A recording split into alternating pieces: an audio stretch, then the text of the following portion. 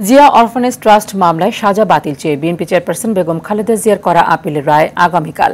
Appeal শুনানি শেষে প্রধান বিচারপতি ডক্টর সৈয়দ রেফাত আহমেদের নেতৃত্বাধীন ৫ সদস্যের বেঞ্চ এ আদেশ দেন।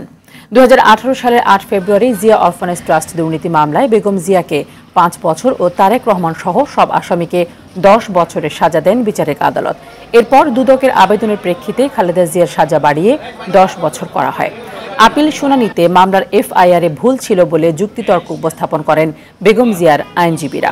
রাজনৈতিক জিঘাংসার বশবর্তী হয়ে এই সাজা দেয়া হয়েছিল উল্লেখ করে আপিলের রায়ে বেগম জিয়া ও তারেক রহমান সহ সবাই খালাস পাবেন বলে আশা করেন অ্যাডভোকেট জয়নুল আবেদিন।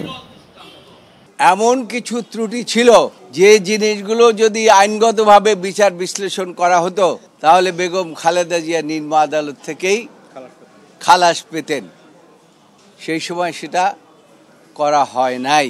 তৎকালীন রেজিমের যে আদালত ছিল সেই আদালতের কিছু কিছু বিচারক একটা রাজনৈতিক স্কিমের অংশ হিসাবে দেশনেত্রী বেগম খালেদা জিয়াকে বেছে নিয়েছিলেন।